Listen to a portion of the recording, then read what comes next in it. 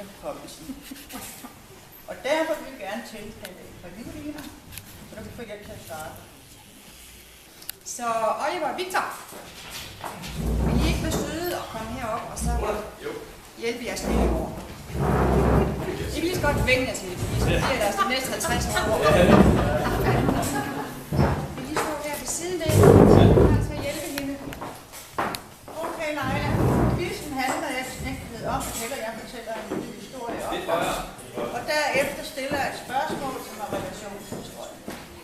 Men der er lidt tvister for lejen. Fordi den foregår sådan her.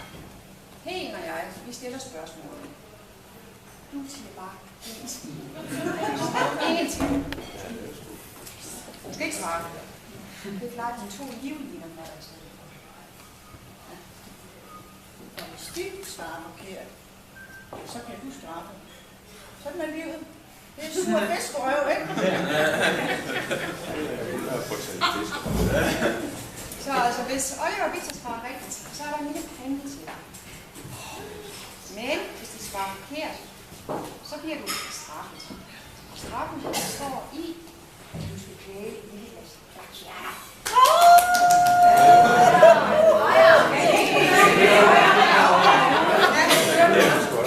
Jeg deler med jer, piger.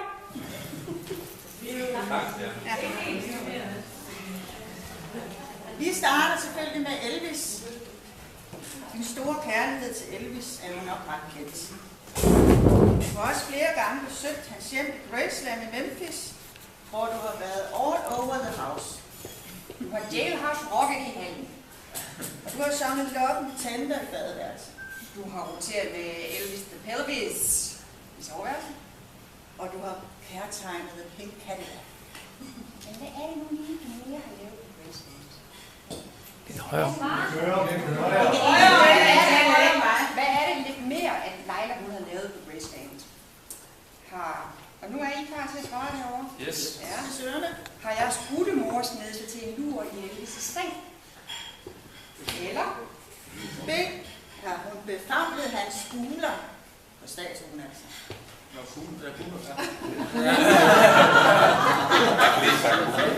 Ja.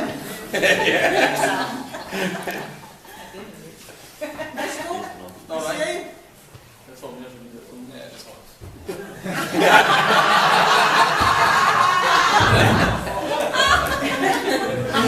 Ja, vi siger kugler. Vi siger buglerne. Ja. Nå, er det så? Ja, der var ikke noget at snakke om Nå, okay. Det vil sige, at du skal have en præmie.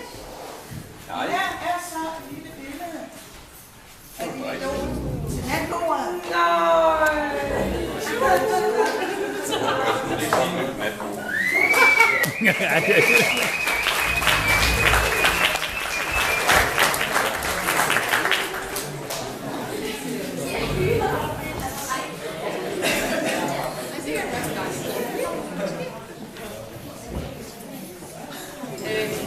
Leila, de fleste de ved også, at du er meget sund.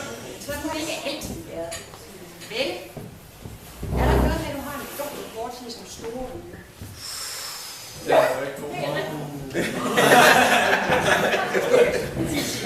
er jo bodybuilding meget mange år nede i dansk helsesport. 5 dage om ugen. Det blev til mange timer i helsesport, men det skulle da ikke afholde dig fra at få en bitte smøg. Og det var jo både under, når du trænede, og bagefter, og inden du skulle instruktør, og inden du skulle med bussen hjem, nåede du lige at få dig en bitte smøg. Ja. Men du passede stadigvæk til punkt og prikke, og du rykkede næsten jern på den samme tid. Højere. Tal ud mod den. Ud mod Så drenge, så kommer der et spørgsmål. Er I klar? Ja. Hvor mange tons løftede Leila under et træningspas i dansk helsesport? Var det A, 5 tons? Eller var det B, 8 tons? Hun praler jo noget, hun løfter mere end mig, så det må være 8 tons. Svaret er rigtigt.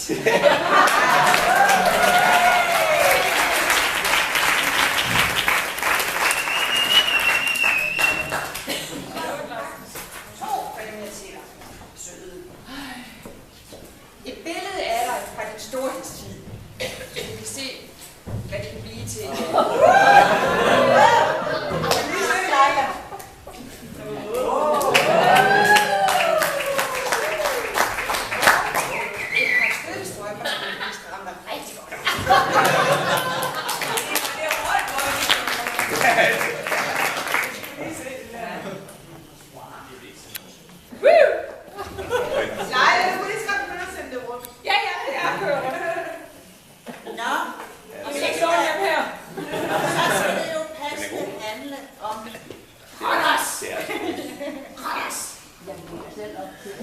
Vi to, bedre kendt som diskodronningerne, På Rodos. terroriserede Rodos på flere ferier i 80'erne.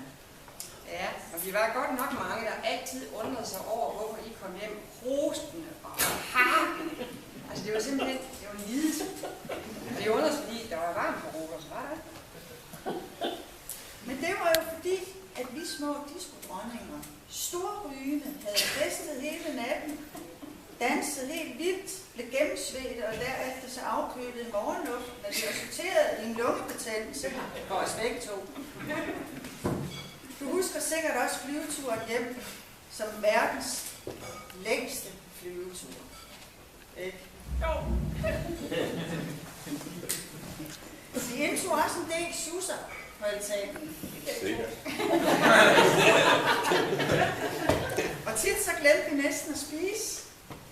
Så når vi endelig kom ud der sent på aftenen, så havde det mad, vi skulle have, stået og småsimret i flere timer, og vi fik dårlig mave. Så det gav jo lidt nervøse discoben senere. Hey, drenge, er I klar? Ja. Hvad var jeres lillemors yndlingsjus på Rodos? Var det A, gin og tonic? Eller var det B, rom og cola?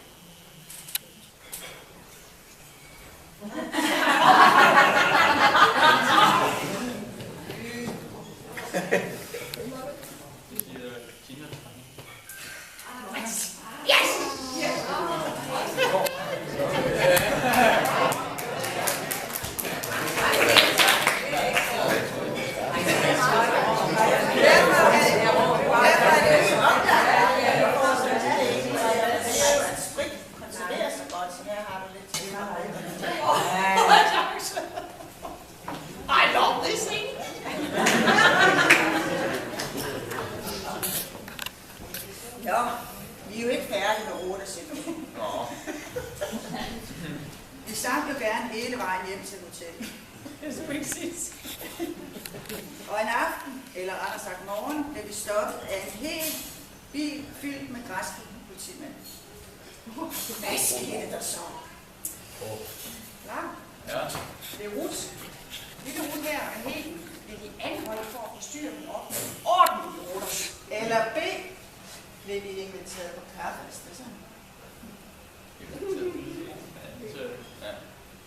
Ja, selvfølgelig!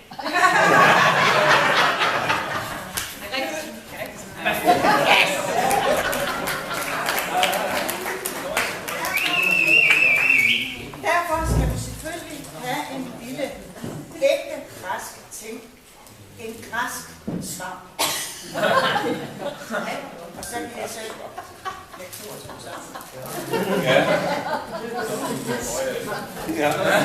Kan det ryges?